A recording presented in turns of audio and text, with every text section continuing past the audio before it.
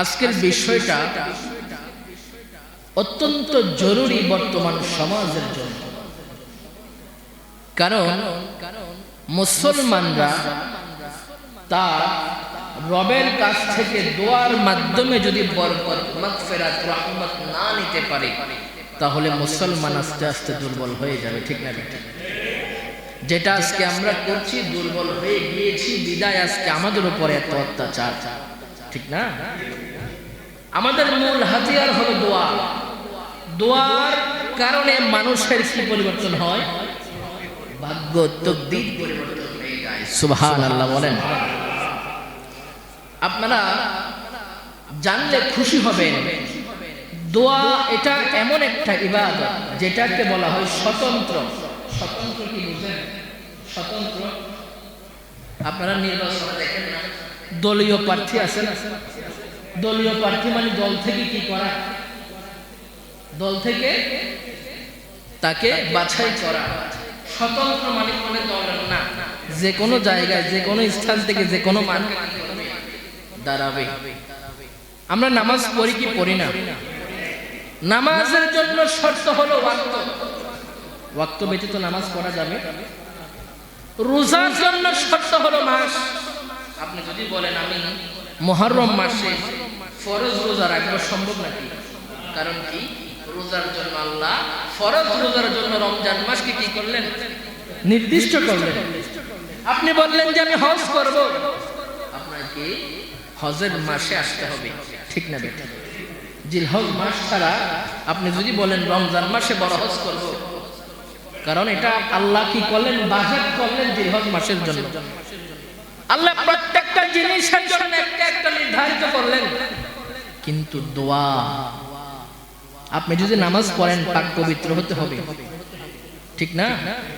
আপনাকে আপনার ফরজ নামাজের জন্য যেগুলো পড়া ওয়াজিব, এগুলো পরিধান করতে হবে। রোজার জন্য শর্ত লাগানো হয়েছে, কিন্তু দোয়া এটা এমন একটা ইবাদত যেটার জন্য কোনো শর্ত নাই। শুয়ে আছেন, দোয়া করতে পারেন। ঘুমিয়ে আছেন, দোয়া করতে পারেন। গাড়িতে সফর করছেন, দোয়া করতে পারেন। সুবহানাল্লাহ বলবেন। দোয়ার মধ্যে কোনো বাধা, যে কোনো অবস্থায় আপনি আল্লাহর কাছে কি করতে পারেন? দোয়া করতে পারেন। সেই দোয়া থেকে আজকে আমরা দূরে। আমার নবী বলছেন কি জানেন? দোয়া হলো ইবাদতের মূল। এবং মানুষের শরীরের মধ্যে মগজ, চিনেন মগজ? মাথার মধ্যে থাকে না মগজ? মগজটা যেমন, ইবাদতের মধ্যে দোয়াটাও এমন। সুবহানাল্লাহ। আজকে বর্তমান সমাজের মধ্যে যেগুলো হয়তো গত 10 বছর, 15 বছর, 20 বছর আগে আমাদের মুরব্বী দেখে নাই, কিন্তু এখন বর্তমান যুব সমাজ যে জিনিসের সম্মুখীন হচ্ছে, কোন একটা জায়গায় গেলেন, আপনার এরিয়ার বাহিরে যাওয়ার পরে দেখছেন নামাজ পড়ার পরে মুনাজাত আছে না নাই? আছে না নাই? জানাজার নামাজ পড়লেন, লাগবে না? বলে কি বলে না? বলে জানাজার নামাজ পড়েছেন, মুনাজাতের প্রয়োজন। দেখেন আল্লাহর থেকে বান্দা কিভাবে দূর করে। সাইনবোর্ড কিন্তু আলেম। ঠিক না বেটা?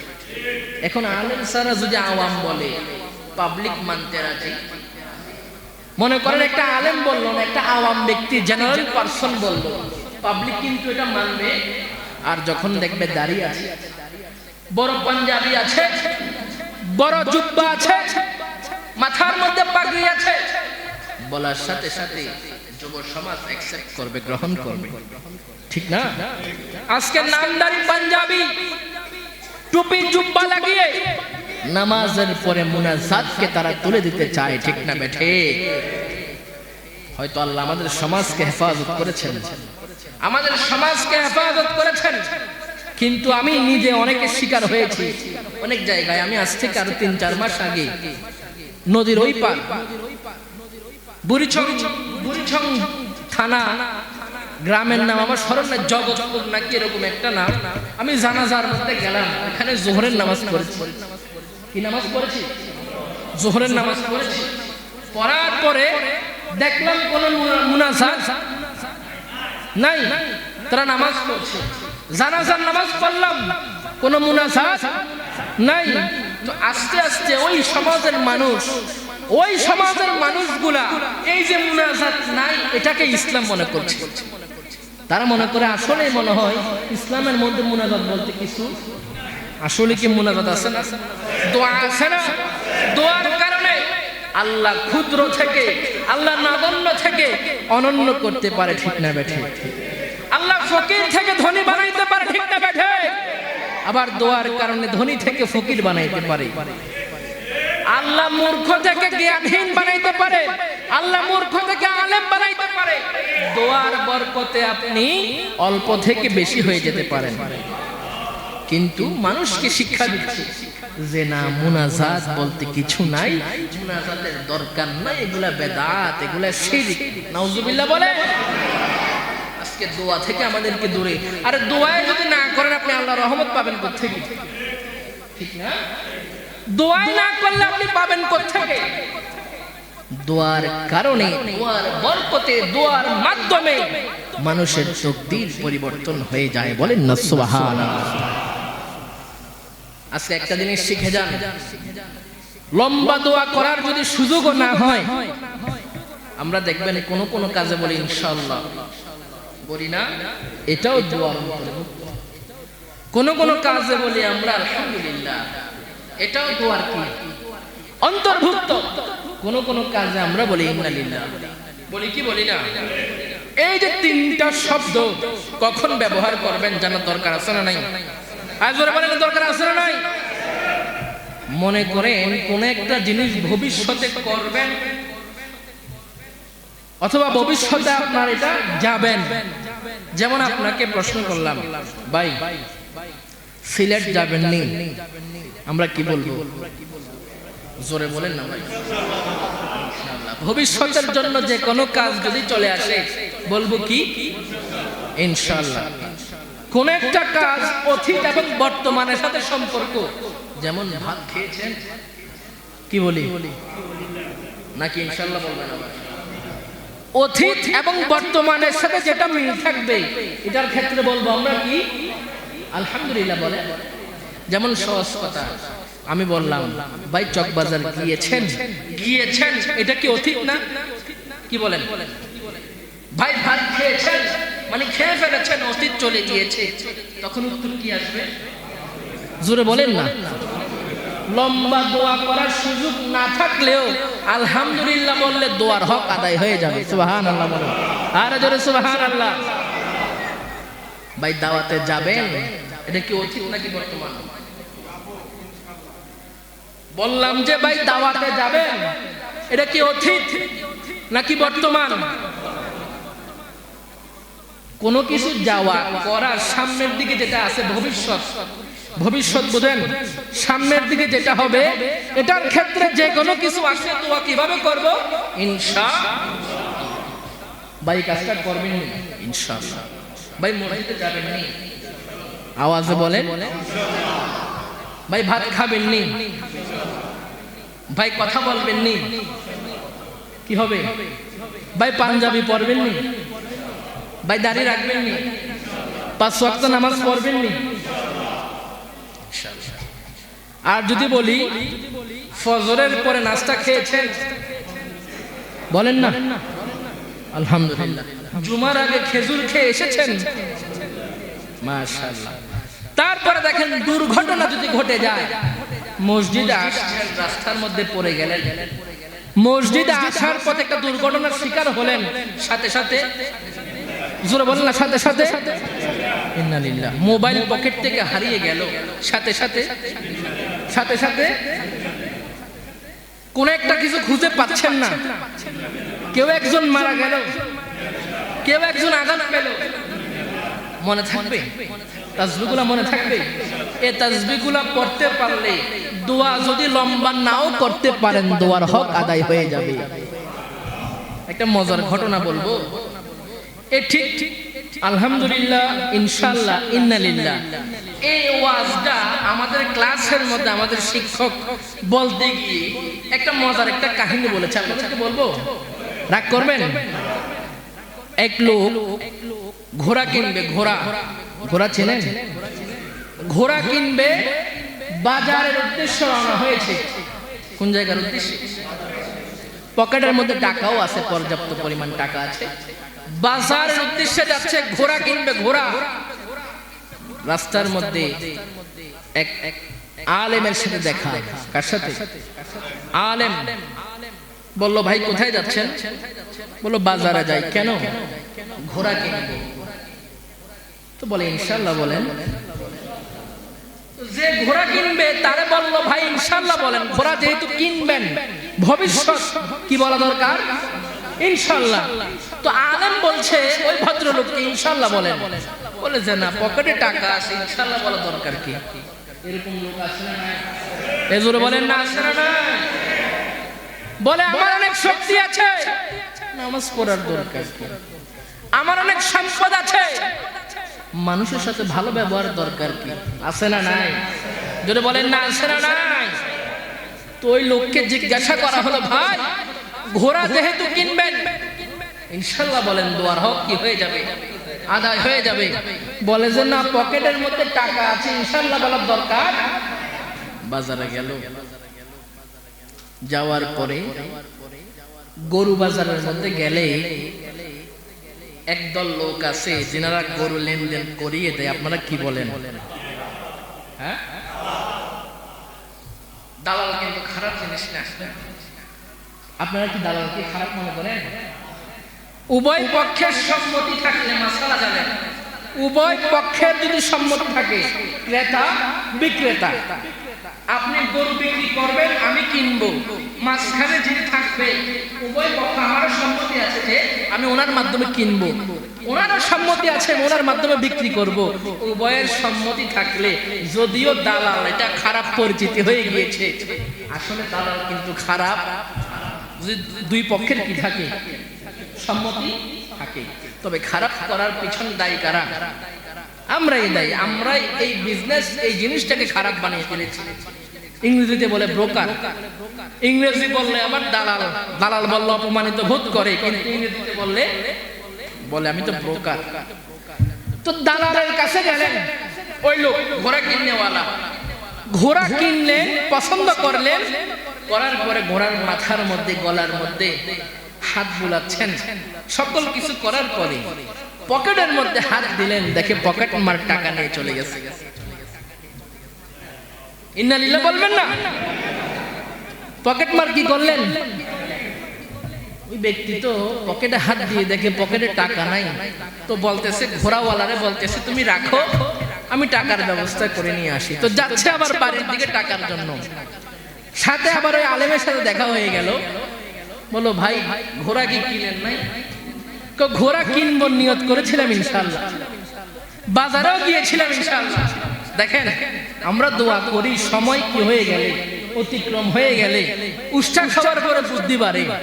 এটা কথা আছে না, সর গেলে বলে না মুরব্বীরা, সর গেলে। পকেট মারে টাকা নিয়ে যাওয়ার পরে ইনশাআল্লাহর আমল কেমনে করে দেখেন। বলে, বাড়ি থেকে নিয়ত করেছিলাম ঘোড়া কিনবো ইনশাআল্লাহ, বাজারে গিয়েছিলাম ইনশাআল্লাহ, দালালও ধরেছিলাম ইনশাআল্লাহ, ঘোড়াও পছন্দ করেছি ইনশাআল্লাহ, ঘোড়ার গায়ের মধ্যে হাত বুলিয়েছিলাম ইনশাআল্লাহ, পকেট মারে টাকা নিয়ে গেছি। ঘোড়া কেনার সুযোগ। তো যে কোনো ছোট্ট একটা কাজে দোয়া করতে হবে কি হবে না? লম্বা দোয়া না পারলেও ছোট্ট দোয়া আমার নবী শিখিয়েছেন। কার কাছে করবে? ইনশাআল্লাহ আল্লাহর কাছে করতে হবে। হাদিসে পাকের মধ্যে আছে, জুতাও যদি ছিঁড়ে যায় আপনার, জুতা ছিঁড়ে না, জুতার একটা ফিতাও যদি আপনি কিনতে যান, লাগাইতে যান, তারপরেও আল্লাহর কাছে কি চাইতে হবে? দোয়া চাইতে হবে। দোয়া আপনার কি পরিবর্তন করে? তাকদীর পরিবর্তন করে ফেলে। দোয়া অনেক জিনিস আপনার তাকদীর পরিবর্তন করে ফেলে। আজকে দোয়ার আমল আমাদের ভিতর নাই। দেখেন দোয়া মানুষকে কেমন বানায়। সাইয়েদুনা হযরত ওমর রাদিয়াল্লাহু তাআলা আনহু, কার কথা বললাম? হযরত ওমর তিনার জামানার মধ্যে খবর পেলেন অমুক এক জায়গার মধ্যে কাফেররা অবস্থান করছে। তো ওমর কি শক্ত নাকি নরম? জোরে বলেন না, শক্ত না নরম? আমার নবী বলছে, ওমরের জন্য ইসলামের এত খেদমত আল্লাহ তাআলা নিয়েছেন যেটা পৃথিবীর বুকে আর কে হয়ে খেদমত করতে পারবে। কারণ হযরত ওমর ইসলাম ধর্ম গ্রহণ করার পর ইসলামের মধ্যে প্রকাশ্যে আযান হয়েছে। সুবহানাল্লাহ বলেন। প্রকাশ্যে মানুষ কাবা তাওয়াফ করেছে। এর আগে কাবা শরীফ তাওয়াফ করতো না, ভয়ে দূর থেকে করতেন, দূর থেকে কাবাকে সালাম দিতেন, প্রকাশ্যে করার সুযোগ হইতো না। হযরত সাইয়্যিদুনা ওমর রাদিয়াল্লাহু তাআলা আনহু ইসলাম ধর্ম গ্রহণ করার পরে আমার নবীকে বলছে, ইয়া রাসূলুল্লাহ, নবী গো, আমরা কি হকের পথে নাই? বলে হ্যাঁ অবশ্যই আমরা হকের পথে আছি। বলে আমরা কি সত্যের পথে নাই? বলে অবশ্যই সত্যের পথে আছি। আপনি কি আল্লাহর রাসূল নন? বলে অবশ্যই আমি আল্লাহর রাসূল। বলে আজকে থেকে গোপনে গোপনে আর কোন ধরনের আযান চলবে না, নামাজ চলবে না, কাবা তাওয়াফ চলবে না। আজকে থেকে প্রকাশ্যে ইসলামের মধ্যে আযান হবে, তাওয়াফ হবে, নামাজ হবে। যে আসবে হয়তো মায়ের কোল খালি করে দেব। আল্লাহু আকবার বলেন। ওই ওমর যিনি ইসলামের অনেক বড় খেদমত করেছেন, তিনি খবর পেলেন এক জায়গার মধ্যে মুসলমানদের অস্তিত্ব নাই, কাফেররা রাজত্ব করছেন। টিম গঠন করলেন, ওই জায়গার মধ্যে লোক পাঠাবে যুদ্ধ করে ওই জায়গাকে মুসলমানের আয়াত আনার জন্য। দুইজন সেনাপতি নিযুক্ত করলেন। দুইজন সেনাপতি নিযুক্ত করলেন। করার পরে তাদেরকে পাঠিয়ে দিলেন ওই জায়গার মধ্যে যাও। যাওয়ার পরে যুদ্ধ করো, যুদ্ধ করে ওই জায়গাটাকে মুসলমানের আয়াতে নিয়ে আসো। ম্যাপ করে দিলেন, এই রাস্তা এই রাস্তা এই রাস্তা দিয়ে যাবে। ম্যাপ অনুযায়ী ওই সাহাবীর দল হাঁটতে হাঁটতে হাঁটতে হাঁটতে দেখলেন ম্যাপ অনুযায়ী গেলে একটা নদী পড়ে সামনে, বিশাল লম্বা নদী। বলে ওমর রাদিয়াল্লাহু তাআলা আনহু যে ম্যাপটা করে দিলেন, এই ম্যাপ বরাবর যদি যায় কি পাড়ি দিতে হবে? নদী, বিশাল লম্বা নদী। নদী পাড়ি দেওয়ার মতো কোনো কিছু নাই, না আছে নৌকা, না আছে জাহাজ, কিছু নাই পাড়ি দেওয়ার মতো। তো বলছে ঠিক আছে, আমরা একটা কাজ করি, নদী হয়ে না গিয়ে ঘুরে যাই। তো সেনাপতি বলে, ম্যাপটা কে করছে জানো? কে করছে ম্যাপটা? হযরতে ওমর। চুল পরিমাণ এদিক সেদিক করা যাবে, ম্যাপ যেভাবে করে দিয়েছে ওইভাবে আমাদেরকে যেতে হবে। এখন নদী পার হবো কিভাবে? ওই সেনাপতি সাহাবী আল্লাহর কাছে দোয়া করলেন। সুবহানাল্লাহ বলেন। দোয়া কি বরকত দেখেন। আল্লাহর কাছে দোয়া করলেন, আল্লাহ ইসলাম কায়েমের জন্য, মুসলমানদেরকে রক্ষা করার জন্য এই পার থেকে ওই পারে যাওয়া আমাদের জন্য জরুরি, আমাদেরকে নদী পার করার ব্যবস্থা করে দেন।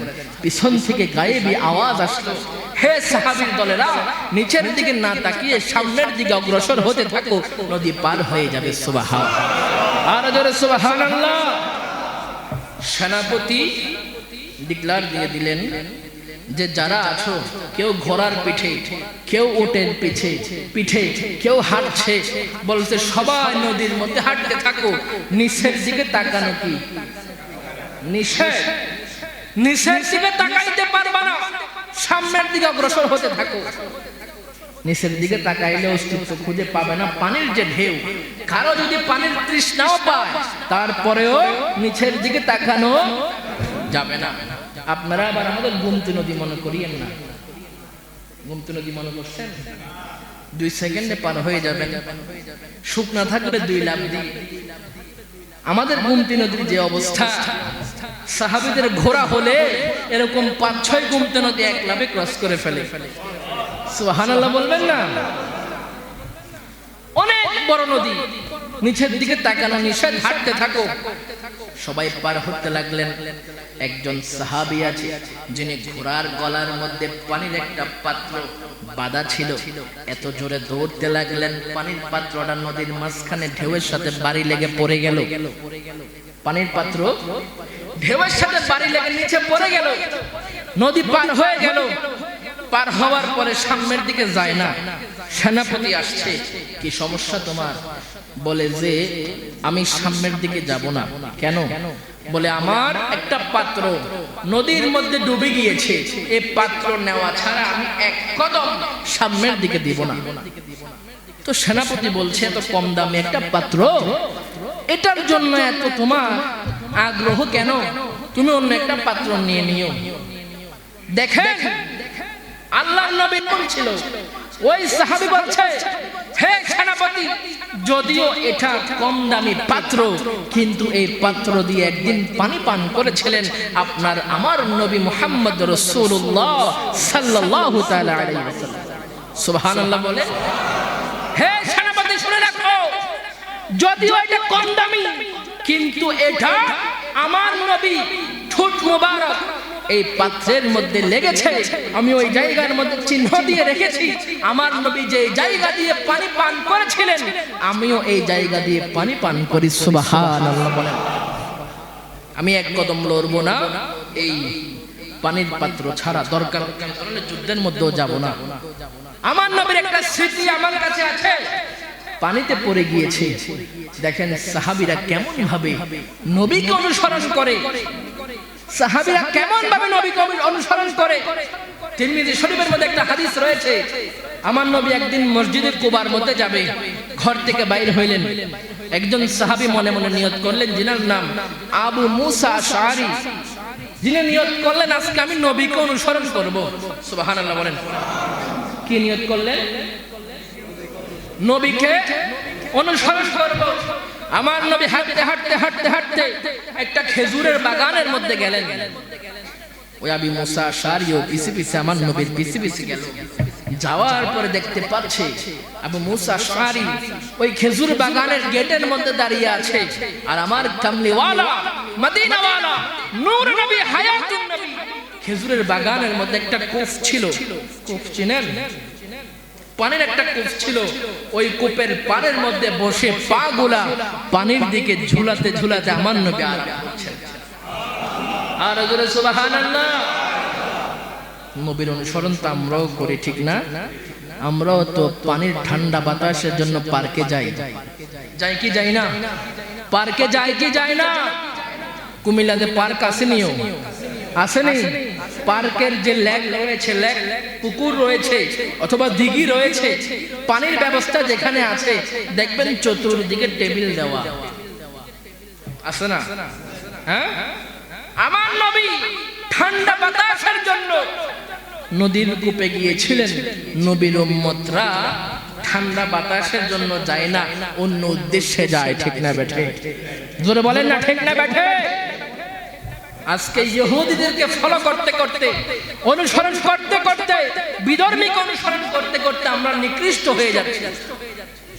নবীর উম্মত তুমি, নবীর লেবাস তোমার ভিতরে নাই।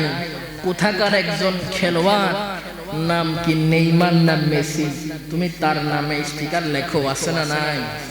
এই জোরে বলেন না আছে না নাই? তারে বলে যে গেঞ্জি কিনবি নি, কিনবো কোনটা? হলুদটা। হলুদ কেন? বলেন নেইমার হলুদটা পরে, আছে না নাই? জোরে বলেন না আছে না নাই? বলেন নেইমার হলুদ গেঞ্জি পরে, আমিও হলুদ গেঞ্জি পরবো। মেসিও গেঞ্জি পরে, যেটা আমিও এটা পরবো। তো আমরা মুসলমানের সন্তান, অনুসরণ করব আমার প্যারা রাসূলকে, অনুসরণ করছি নেইমার মেসিকে। ঠিক না বেঠে? আমার নবী হাদিসে পাকের মধ্যে বলছেন, দুনিয়ার বুকে যাকে মহব্বত করবা, হাসরের ময়দানে তার সাথে তোমার হিসাব নিকাশ হবে।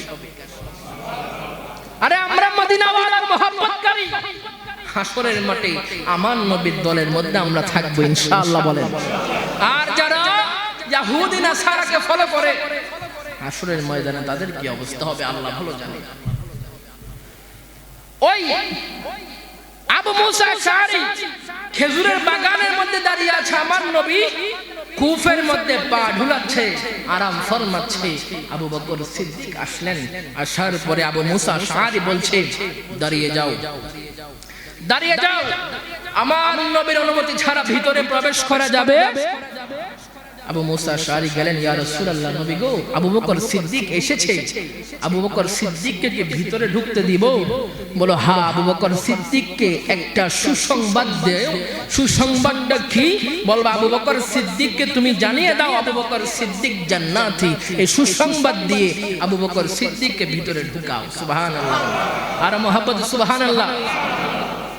আবু বকর সিদ্দিক আসলেন, আসার পরে আমার নবী যেভাবে বসা, আবু বকর সিদ্দিক ওইভাবে বসেছে। সুবহানাল্লাহ। আবু বকর সিদ্দিকও পা ঢুলাচ্ছে, আমার নবীকে অনুসরণ করছে। ওমরে ফারুক আসলেন, ইয়া রাসূলুল্লাহ, ওমরে ফারুক এসেছে, ভিতরে প্রবেশ করাবো কিনা? বলে হ্যাঁ।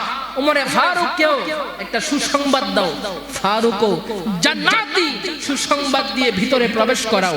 ফারুক আজম আসলো, আমার নবীর বাম দিকে বসে পা ঢোলায়, আমার নবীকে অনুসরণ করে। সুবহানাল্লাহ। কিছুক্ষণ পর হযরত উসমান রাদিয়াল্লাহু তাআলা আনহু তিনি আসলেন। আসার পরে আবু মুসা আশআরী বলছে, হে উসমান, দাঁড়িয়ে থাকো, নবীর অনুমতি নিয়ে আসি, তারপরে ভিতরে প্রবেশ করিও। ইয়া রাসূলুল্লাহ, উসমান এসেছে, ভিতরে ঢুকাবো কিনা? বলে হ্যাঁ। উসমানকে একটা সুসংবাদ, একটা দুঃসংবাদ দাও। ইয়া রাসূলুল্লাহ, কি সুসংবাদ আর কি দুঃসংবাদ? বলে সুসংবাদ দিবা, আমার উসমানও জান্নাতি। বলেন না সুবহানাল্লাহ। আর দুঃসংবাদ হলো উসমানের সামনের দিনে একটা বড় ধরনের ঝড় তুফান বিপদ আসছে, ওই বিপদের সময় যেন আল্লাহর কাছে দোয়া করে। আর জোরে সুবহানাল্লাহ। আবু মুসা আশআরী গেলেন, হে উসমান, তোমার জন্য একটা সুসংবাদ, একটা দুঃসংবাদ। সুসংবাদ কি? বলে আমার নবী বলেছে তুমি জান্নাতি। নবী যারে জান্নাতি কয়, কোন টেনশন আছে? কোন চিন্তা আছে? বলে উসমান, তোমার জন্য একটা দুঃসংবাদ আমার নবী এলান করেছেন। আমার নবী বলেছেন তোমার সামনে একটা বিপদ আসছে, তুমি আল্লাহর কাছে দোয়া করো। তখন হযরত উসমান রাদিয়াল্লাহু তাআলা আনহু আল্লাহর কাছে দোয়া করলেন, হাসবুনাল্লাহু ওয়া নি'মাল ওয়াকিল, নি'মাল মাওলা ওয়া নি'মান নাসির। দোয়া করলেন। তো দোয়া সকল বিপদ আপদ থেকে মানুষ কি করে? হেফাজত করে। আমি যেটা বলতে চেয়েছিলাম, ওই সাহাবী মনে আছে, পানির পাত্র ছাড়া সামনের দিকে যাবে না। কেন? এই পাত্রের মধ্যে আমার রাহমাতুল লিল আলামিনের ঠোঁট মোবারক লেগেছে। সুবহানাল্লাহ বলবেন না? ওই সেনাপতি বিপদের মধ্যে পড়ে গেলেন, কিরে এত উত্তাল ঢেউ, এখন এই মুহূর্তে আমি কোত্থেকে এই পানির পাত্র আনবো? তখন ওই সেনাপতি পানির মধ্যে একটা হাত ঢুকিয়ে দিলেন। ঢুকানোর পরে আল্লাহর কাছে দোয়া করছে, আল্লাহ, এই নদীর মধ্যে এমন কি কোন মাখলুক আছে নবীর সাহাবীর এই পাত্রটাকে ফিরিয়ে দিবে? একবার, দুইবার, তিনবার দোয়া করার পরে ওই সেনাপতি দেখছেন একটা মাছ মুখের মধ্যে করে ওই পানির পাত্র এনে ফিরিয়ে দিয়ে গিয়েছে। আর সুবহানাল্লাহ। নবীর মোহাব্বতে, নবীর মোহাব্বত করনেওয়ালা সাহাবীর দাম আছে না নাই?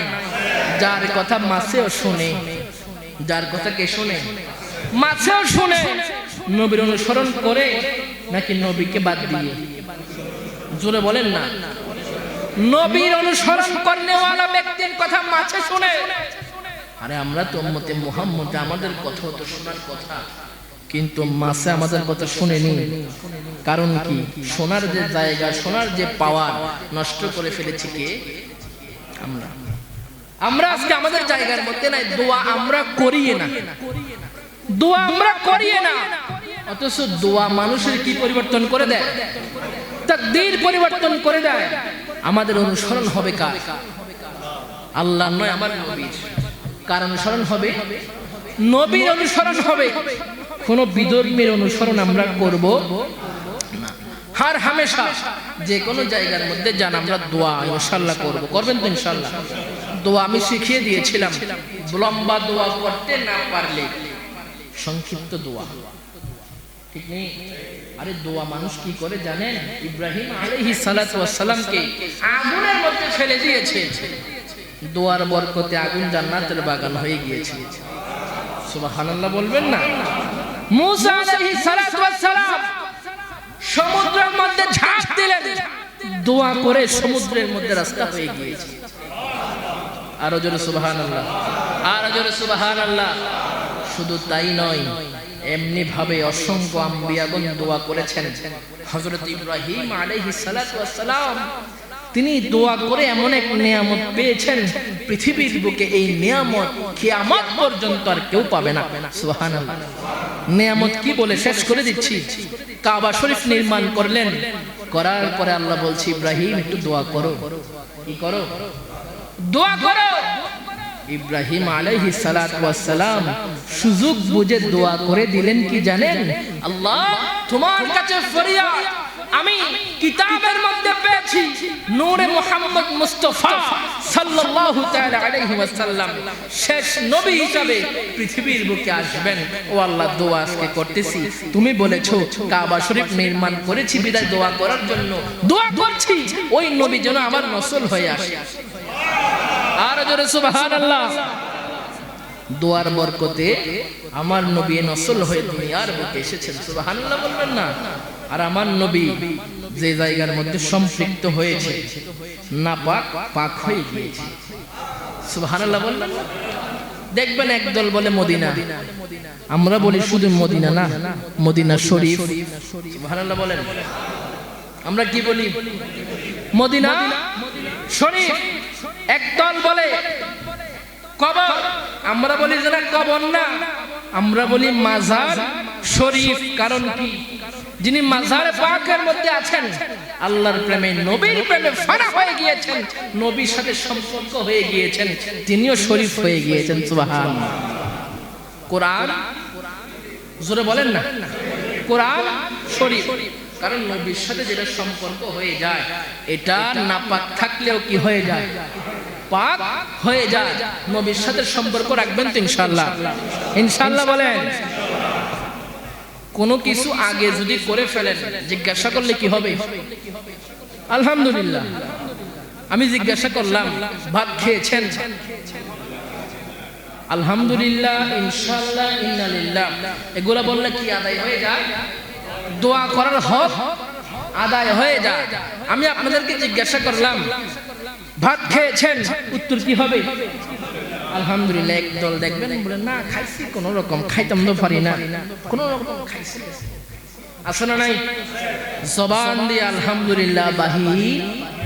আরে তাকিয়ে দেখেন, আজকে 2 দিন বাংলাদেশের মতো ঠান্ডা পড়ছে, আপনি আমি 4-5টা করে জামা পরি, ঠিক নেই? আমি নিজে 5টা পরে আছি এখন, তারপরেও ঠান্ডা লাগে বাইরে, ঠিক না? কিন্তু দেখেন তাকিয়ে রেল স্টেশনের মধ্যে একটা গেঞ্জি পরা ঘুমিয়ে আছে, রেখেছেন কে? রেখেছেন কে?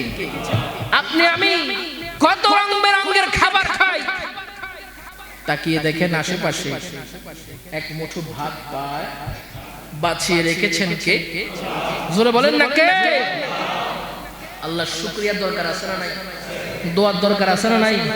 আপনি আমি মনে করতে হবে আপনি আমি যা কিছু পেয়েছি দোয়ার বরকতে, সুবহানাল্লাহ বলবেন না?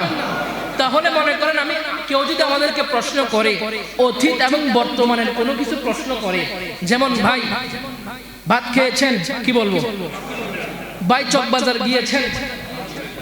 আর যদি প্রশ্ন করা হয় ভাই মসজিদে যাবেন, যদি বলা হয় ভাই কেউ একজন মারা গিয়েছে, দোয়া করার হক আদায় হয়ে যাবে। আর যে ব্যক্তির দোয়ার সাথে থাকবে তার ইবাদত তাড়াতাড়ি কবুল হবে। দোয়া যে করে না আল্লাহ তার উপর রাগান্বিত হয়। দোয়া যে ব্যক্তি করে না আল্লাহ তার উপর রাগান্বিত হয়। দোয়া করব ইনশাআল্লাহ, জোরে বলে ইনশাআল্লাহ। দোয়া করার আরেকটা হিকমত আছে, জানবেন? 1 মিনিটে শেষ করে দেই। আমরা দোয়া করে আল্লাহ আমার এটা দাও, আমার ওইটা দাও, আমার 5তলা বাড়ি দাও, 2টা গাড়ি দাও, তার 3টা আছে তার 2টা বানাই দাও, আছে না নাই? জোরে বলেন না, আছে না নাই? দোয়া যদি আমাদের এমন হয় বরকত বেশি হবে। আল্লাহ আমাকে এটা দিয়েছো, আমার ভাইকেও দাও। আল্লাহ আমাকে এটা দিয়েছো, আমার ভাতিজাকেও দাও, আমার বোনকে দাও, আমার চাচাকে দাও। অপরের জন্য আপনি দোয়া করলে আপনারটার বরকত হয়ে যাবে, সুবহানাল্লাহ বলবেন না? আমরা তো অপর ব্যক্তির জন্য দোয়া করতে রাজি। আর এরকমও মানুষ আছে হুজুর দোয়া করলে আমিনও বলে না, যদি কবুল হয়ে যায়, ঠিক নেই? মনে করেন আর কি আপনার সমাজের একজনের জন্য হুজুর দোয়া করছে, আল্লাহ তাকে তুমি সম্পদশালী বানিয়ে দাও, দেখবেন মুখ বন্ধ। কেন? যদি কবুল হয়ে যায়। এরকম লোক আছে না নাই? তো আমি আমার ভাইয়ের জন্য, আমার প্রতিবেশীর জন্য দোয়া করলে আমারটার মধ্যে বরকত দিবেন কে? দোয়া করব তো ইনশাআল্লাহ, আর জোরে ইনশাআল্লাহ। 5 ওয়াক্ত নামাজ ইনশাআল্লাহ বলেন, 5 ওয়াক্ত নামাজ আপনি দোয়া করার সাথে সাথে নিয়ত করে ফেলেন, মরে গেলে সওয়াব দিবেন কে? মরে গেলে সওয়াব দিবেন কে? তো 5 ওয়াক্ত নামাজ, জোরে বলেন না, খামোশ থাকবেন না, জোরে বলেন। হালাল খাবার, সুদ থেকে কি ইনশাআল্লাহ কি সুদ খাবেন ইনশাআল্লাহ? তো আপনারা তো দোয়া ভুলে গেলেন। আমি বললাম না দুর্ঘটনা বশত কিছু আসলে কি হবে? ইন্নালিল্লাহ। তো সুদ, অহংকার, ঘুষ, ভালো কাজ, অনেকে ইন্নালিল্লাহ বলছেন। ভালো কাজ, ভালো কাজ কি হবে? ইনশাআল্লাহ। ভালো কাজে ইনশাআল্লাহ আল্লাহর নেয়ামত পেয়েছি, আলহামদুলিল্লাহ। আল্লাহর নেয়ামত পেয়েছি, ভালো কাজে, সুদ ঘুষে মনে থাকবে। আপনি যেটা শিখছেন ছোট বাচ্চারাও শিখাই দিবেন, দেখবেন আপনি অনেক সময় ভুলে গেলেও ঘরের সন্তান, নাতি, ছোট ভাই বলবে ভাত খাইছো নি? বলে হ্যাঁ আলহামদুলিল্লাহ। যাবানি? ইনশাআল্লাহ। পারবেন তো ইনশাআল্লাহ? আল্লাহ কবুল করুক। আরো জোরে। আপনারা সবাই পরিপূর্ণ নামাজ পড়েন তো ইনশাআল্লাহ, নাকি আবার চলে যান?